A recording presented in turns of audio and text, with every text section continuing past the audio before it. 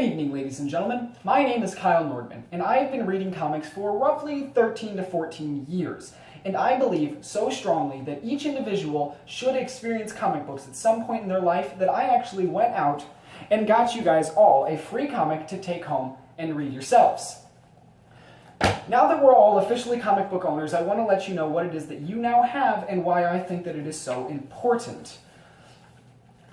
Comic books, by definition, according to Merriam-Webster, is just a compilation of comic strips. Now, comic strips are like the funny pages that you can find in the newspapers, but who produces comic books? When you ask who produces comic books, a lot of people are going to spit out Marvel and DC, and they are the largest comic book producers in the world, and they do the whole superhero bit, and that's great. It works for them, but there are a lot of great comic book producers that don't worry about superheroes at all. Dark Horse, Variant, Valiant, and IDW are all great, amazing comic book producers that produce some amazing works of art that don't worry about superheroes whatsoever. And they all do this. Marvel, DC, and everyone else, they all do this for one reason, and that reason is to entertain. Comic books were originated to entertain, but just because they were meant to be fun and lighthearted doesn't mean they were always received as such. In fact, comic books had a pretty rough start. People didn't buy them, people didn't read them. However, they do still really have a pretty rich history that is very important to what they are today. Because in World War II, what we call the golden age of comics, starting around the 1940s, comic books became popular. They were used to entertain. We saw more superheroes. They were actually used as propaganda to buy bonds for the war, like Captain America.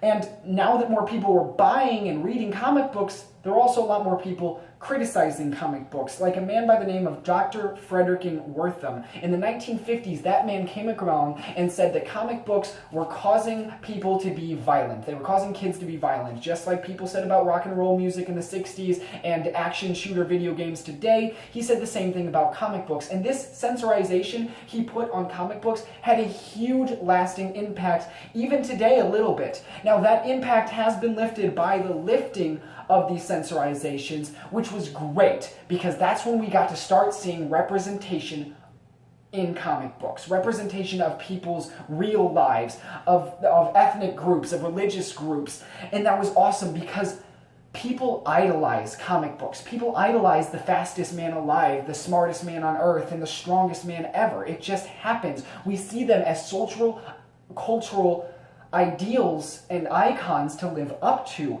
And that is amazing because that's where we can really see how comic books reflect our society. The problems that superheroes face in comic books are the same problems that we face on a day-to-day basis. Of course, the writers and illustrators put them on a much grander scale, but we can really learn something. We can take the lessons that they learn in their stories and apply them to ourselves. And that can be really, really seen today because comic books are finally moving on to a grander media. We see them on our walls, on our shirts, and in our movies, billion-dollar movies.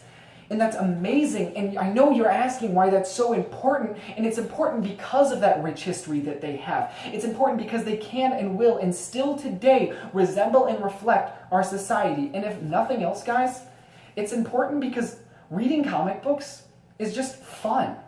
Let me leave you with this. If this speech has convinced you to go out and start reading comic books, I will warn you, not all comic books are free. All comic books vary greatly in both style, type, length, and sort. And some comic books are not for all ages and lifestyles. But please remember, they can be one of the most enjoyable reading experiences you will ever have. So please, read responsibly, and remember, have fun. Thanks, guys.